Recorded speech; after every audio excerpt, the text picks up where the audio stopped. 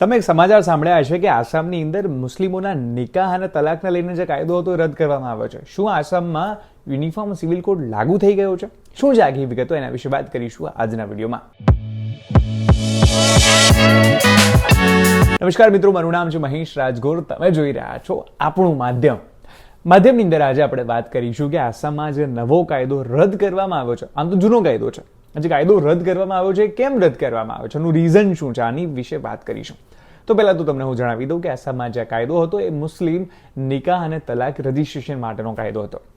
આપણે ત્યાં બે પ્રકારના કાયદાઓ હોય છે, એક સિવિલ હોય અને એક જે છે ક્રિમિનલ હોય.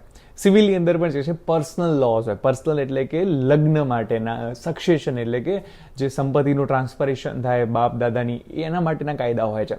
તો ભારતની અંદર હિન્દુઓ માટે તો હિન્દુ મેરેજ એક્ટ છે, હિન્દુ કોડ બિલ આપણે કહીએ છીએ, એની અંદર જ બૌદ્ધ જે છે, શીખ છે, બીજા લોકોનો સમાવેશ થઈ, બૌદ્ધ જૈન, આ બધાનો સમાવેશ થઈ જાય છે. એની સિવાય જે છે અલગ અલગ ધર્મો માટેના અલગ અલગ કાયદા હોય છે. અને એક આપણે ત્યાં કાયદો છે સ્પેશિયલ મેરેજ એક્ટ 1954. આ બધા માટેનો છે.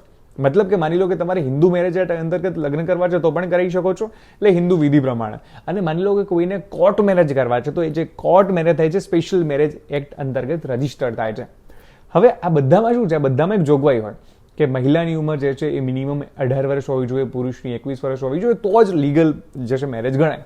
હવે આસામમાં જે આ કાયદો હતો એ કાયદામાં એવી જોગવાઈ હતી કે ઉંમરનો કોઈ બાધ નહોતો, તમે રજીસ્ટ્રેશન કરાવી શકો છો.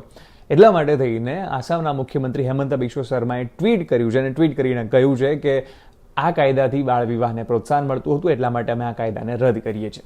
હવે એક બાજુ એવું પણ કહેવામાં આવી રહ્યું છે કે યુનિફોર્મ સિવિલ કોડ ઉત્તરાખંડમાં લાગુ થઈ ગયો છે અને એ જ રીતે આસામમાં પણ યુસીસી લાગુ થવા જઈ રહ્યો છે. આ પહેલું સ્ટેપ છે, આવું એક્સપર્ટ્સનું માનવું છે. હાલમાં આસામ સરકાર શું કહી રહી છે? આસામ સરકારનું એવું કહેવું છે કે અમે જે છે એ બાળ લગ્નને અટકાવવા માટે થઈને આ કાયદાને રદ કર્યો છે. અને કદાચ પોસિબિલિટીઝ એ પણ છે કે આસામમાં પણ યુસીસી આવી જાય અને પોસિબિલિટી એ પણ છે કે કદાચ 2024ની જે ઇલેક્શન છે એના પછી જો પ્રધાનમંત્રી નરેન્દ્ર મોદી ફરી પાછા ભારત દેશના પ્રધાનમંત્રી બને છે તો ભાજપની આ સરકાર એના નક્કી કરેલા વાયદા મુજબ યુનિફોર્મ સિવિલ કોડ લાવી પણ શકે છે. અને આ કદાચ શક્ય પણ છે, કારણ કે જે આપણે ત્યાં સ્ટેટ માટેના જે રાજનીતિના માર્ગદર્શક સિદ્ધાંતો છે એની અંદર પણ કહેવું છે કે યુનિફોર્મ સિવિલ કોડ હોવો જોઈએ. શું હોય છે યુનિફોર્મ સિવિલ કોડ, એના માટે આપણે ફરી ક્યારેક વિડીયો કરીશું. ત્યાં સુધી મને કહો કે આ વિડીયો તમને કેવો લાગ્યો, અને જો વિડીયો ગમે તો કમેન્ટ કરવાનું ભૂલતા નહીં. આવા જ વિડીયો સાથે હું તમને મળતો રહીશ માધ્યમ ઉપર.